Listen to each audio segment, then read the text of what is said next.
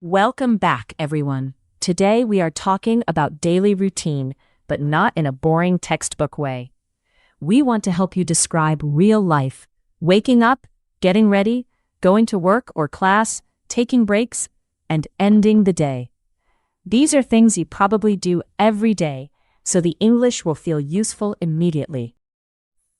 Exactly, Emma. A daily routine is perfect for B1 learners because you can use simple verbs in a natural way. You can say what you usually do, how often you do it, and what changes when you are busy, tired, or in a good mood. It's everyday English, and that makes it powerful. And we will keep it relaxed, like a real conversation between friends. You will hear useful phrases such as I usually, I try to, I need to, and I prefer to.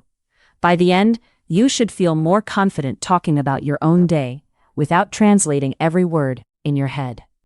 So stay with us until the end, because we will move through a whole day together. We will also give small examples that you can copy, change, and use in your speaking practice. The goal is not to sound perfect. The goal is to sound clear, natural, and comfortable. One reason this topic is so helpful is that it connects English with memory. When you learn the words for things you do every day, your brain has many chances to repeat them. You brush your teeth, you make coffee, you check your phone, and each action can become English practice. Yes. And routines also help with grammar. We often use the present simple because we talk about habits. For example, I get up at 7, I take a shower, and I leave home at 8. Simple sentences like these are not childish. They are the base of fluent speaking. Also, daily routine language is great for small talk. If someone asks, "How was your morning?" you can answer with more than just fine. You can say, "It was a bit busy. I had a quick breakfast, and I almost missed the bus." And when you can talk about normal life, conversations become easier. You do not need an amazing story every time you speak English. Sometimes it is enough to explain your day, ask about another person's day, and react with interest. That is real communication. Now, let's start with morning wake-up habits, because the first moments of the day often decide our mood. Some people jump out of bed quickly, but many of us hit the snooze button once or twice. In English, it is useful to say, I wake up, I get up, and I stay in bed for a few minutes. I like that difference. To wake up means your eyes open or your mind becomes awake. To get up means you leave the bed and start moving. I often wake up early, but I do not always get up immediately. I need a moment to understand who I am and what day it is. That is very relatable. I try not to check my phone first, but sometimes I do. A good B1 sentence could be, I usually check my messages after I get up. Another one is, I try to drink water before coffee. These small details make your routine sound personal. And you can add frequency words to make it more natural. You can say always, usually, often, sometimes, rarely, or never. For example, I sometimes stretch in the morning, but I rarely exercise before breakfast. These words help people understand your real habits, not just a list of actions. After getting out of bed, many people go to the bathroom. We say, I wash my face, I brush my teeth, and I take a shower. If you want to sound more natural, you can connect the actions. After I brush my teeth, I take a quick shower and get dressed. I also like the phrase, get ready. It is very common and very useful. If someone asks, what are you doing? You can say, I am getting ready for work. It can include showering, choosing clothes, packing your bag, or even looking for your keys in a small panic. That small panic is part of many routines. Another useful expression is run late. You can say, I am running late, so I have to hurry. It is a very real phrase, especially on mornings when the alarm did not help, or your hair decided to have its own plan. For practice, listeners can describe tomorrow morning in English. Start with simple steps. I wake up, I get up, I wash my face, and I get ready. Then add one feeling like slowly, quickly, calmly, or in a hurry. That little word gives the routine more life. Our next part is breakfast and getting ready, because food and clothes are two big parts of the morning. Some people have a full breakfast, while others just grab a coffee and leave. In English, grab can mean take something quickly, like I grab a banana on my way out. I am definitely a coffee-first person. I usually make coffee before I do anything serious. Then I have something simple, like toast or yogurt. A nice sentence is, I usually have a light breakfast because I am not very hungry in the morning. I like breakfast, but I do not always have time. On busy days, I prepare something the night before. That phrase, the night before, is useful for routines. You can say, I pack my lunch the night before, or I choose my clothes the night before. That is a great habit. It also gives us the phrase, save time. If you prepare things early, you save time in the morning. You can say, I make my breakfast in advance to save time. It sounds practical, and it is useful in real conversations. Getting dressed can be simple or surprisingly difficult. You might say, I put on a shirt, I put on my shoes, and I take a jacket. Notice that we say put on when clothes go onto your body. It is a small phrase, but we use it all the time. And if you want to explain your choice, you can add because. For example, I put on a sweater because it is cold, or I wear comfortable shoes because I walk a lot. With because, your sentences become longer, but they are still clear and easy to understand. Before leaving, I always check my bag. I need my keys, my phone, my wallet, and maybe my lunch. A useful phrase is, make sure. I make sure I have my keys before I leave. It is a very natural expression for morning routines. I should use make sure more often because I forget things easily. A good routine sentence for me is, I make sure the lights are off and the door is locked. It is simple, but it describes real responsibility before going out. Now we move into going to work or class, which is a part of the day where many useful phrases appear. You might walk, drive, take the bus, take the train, or ride a bike. Instead of only saying, I go to work, you can explain how you get there. Yes, and the word commute is useful too. It means the journey between your home and work or school. You can say, my commute takes 20 minutes, or I have a long commute. Even if the word is new, the idea is very common in daily life. When people talk about commuting, they often mention time. They say, it takes me 15 minutes to get to work, or it takes me almost an hour. This structure is very useful. It takes me plus time, plus to do something. And you can add feelings again. My commute is relaxing because I listen to music, or my commute is stressful because the traffic is bad. These sentences help you move from basic facts to real opinions, which is important at B1 level. Public transport gives us many practical verbs. You get on the bus, you get off the bus, and sometimes you wait for the bus. If you use a train, you can say the same thing. I get on the train near my house and get off near my office. If you drive, you can say, I drive to work, I park my car, and I walk to the building. If there is a problem, you might say, I got stuck in traffic. That phrase is very common when people arrive late and want to explain why. For students, the same ideas work. You can say, I walk to class, I take the metro to university, or I study on the bus. That last one is nice because it shows how you use your time. A routine is not just movement. A simple practice question is, how do you usually get to work or class?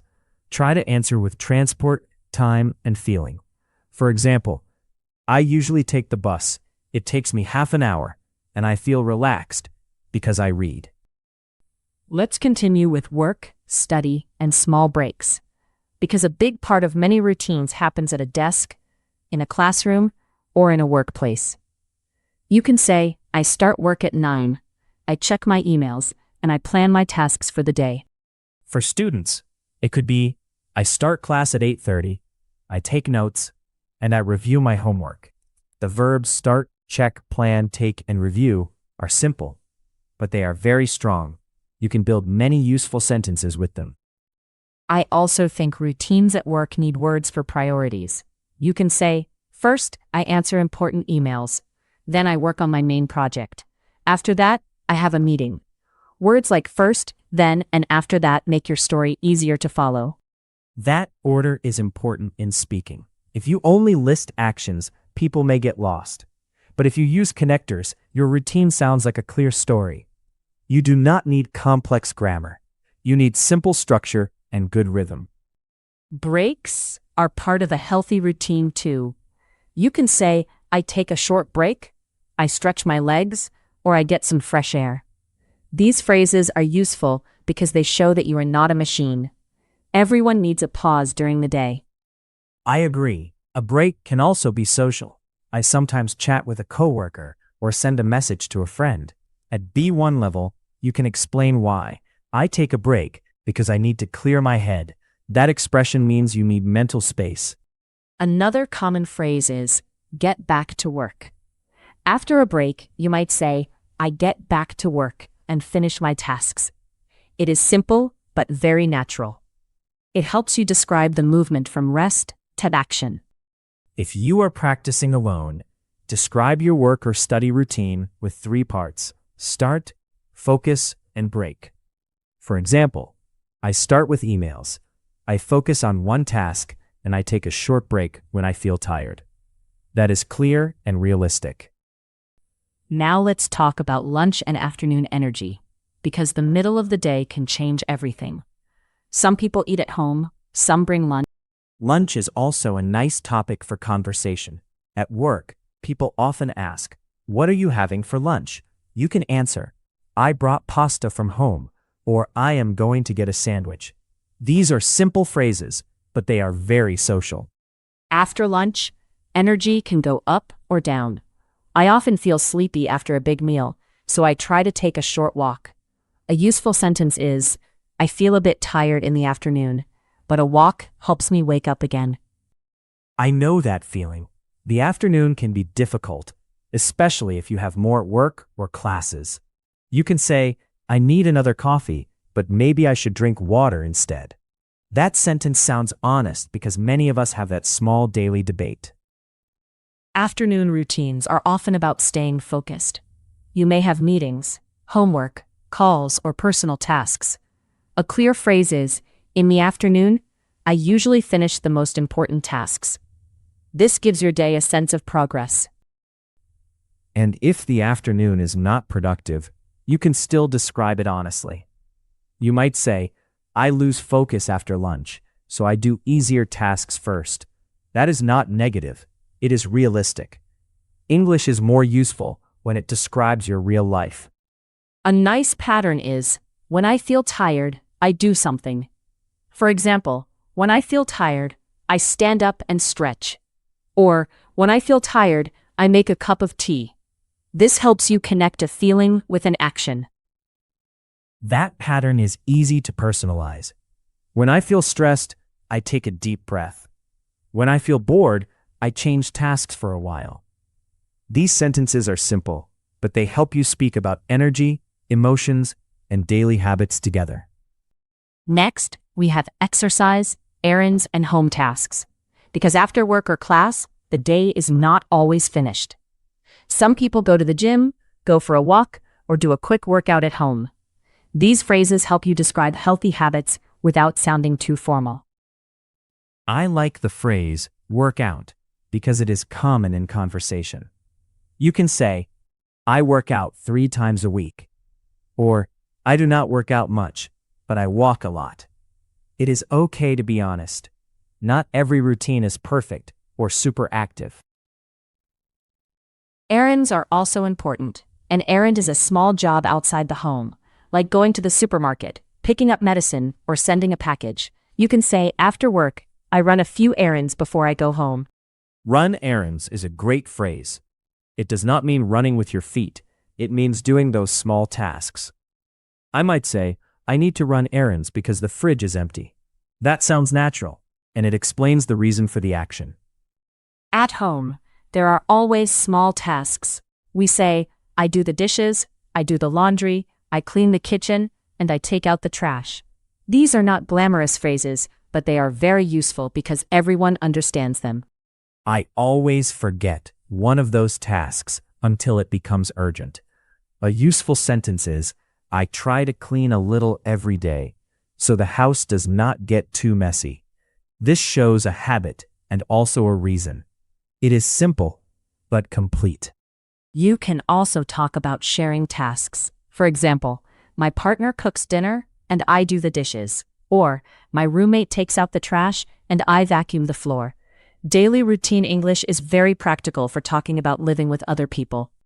A good speaking exercise is to choose one home task you like and one you hate. Then, make 2 sentences. I do not mind cooking, but I hate doing the dishes. This sounds natural because it includes preference, contrast, and real personality. Now we arrive at evening wind down, the part of the day when we slow down. To wind down means to relax after being busy. You can say, in the evening, I wind down by reading, watching a show, or listening to music. I love that phrase because it feels very natural. My evening routine is not exciting, but it is comfortable. I make dinner, tidy up a little, and watch something easy. Sometimes the best routines are simple because they help your mind rest. Dinner gives us useful verbs too. You can cook dinner, order food, heat up leftovers, or eat out. Heat up leftovers means you warm food from another meal. It is a very normal phrase, especially when you are tired and do not want to cook. And after dinner, many people relax with screens. A balanced sentence could be, I watch one episode of a series, but I try not to stay up too late. Stay up means go to bed later than usual. Before bed, we often repeat small actions. We brush our teeth, put on pajamas, set the alarm, and maybe read for a few minutes. A simple sentence is, before I go to bed, I set my alarm and put my phone away. Put my phone away is a phrase I need in my life. If I keep my phone next to me, I scroll for too long. You can say, I try to avoid screens before bed because I sleep better. This connects routine with health in a natural way. When you talk about sleep, you can use go to bed, fall asleep, and wake up. Go to bed is the action of getting into bed. Fall asleep is the moment you start sleeping. For example, I go to bed at 11, but I do not fall asleep immediately. That difference is really helpful. A final evening practice sentence could be, I usually go to bed around 11, but I fall asleep later if I am worried. It is a simple sentence, but it includes habit, time, condition, and feeling. Let's shift to weekends and flexible routines because not every day looks the same. On weekends, many people sleep in, have a slow breakfast, or meet friends. Sleep in means to wake up later than usual, and it is a very useful weekend phrase. I love sleeping in, but only a little. If I sleep too late, I feel like the day disappears. A good sentence is, on Saturdays, I usually sleep in, but I still try to do something useful before lunch. Weekends are also good for talking about plans. You can say, I usually do grocery shopping on Saturday morning, or I visit my family on Sunday. The phrase, do grocery shopping, means buy food and things for the home. And sometimes the best weekend routine is having no strict routine. You can say, I like to take it easy on Sundays. Take it easy means relax and not hurry. It is a very friendly phrase, and it sounds natural in casual English. Flexible routines are helpful because life changes. Maybe you work different hours, study at night, or take care of family. You can say, my routine changes from day to day, but I try to keep a few habits the same. That is a very realistic sentence. Many learners think they need one perfect daily routine, but real life is messy. It is useful to know phrases like, it depends. For example, what time do you have dinner? It depends on my work schedule. It depends is short, but you can add details. It depends on the day, it depends on my energy, or it depends on my family. These phrases help you avoid giving one answer when your real routine has many possible versions. For practice, compare your weekday routine and your weekend routine. You can say, during the week, I wake up early. But on weekends, I take it easy. That contrast is simple and very useful for speaking longer. We are now at recap and goodbye, so let's bring the whole day together. Today we moved from waking up to going to bed, and we collected many useful phrases. The most important idea is this: your daily routine is a ready-made story for English practice. Exactly. You do not need a special topic to practice speaking. You can talk about what you usually do, what you sometimes do, what you rarely do, and what you want to change. That gives you grammar, vocabulary, and personal meaning at the same time.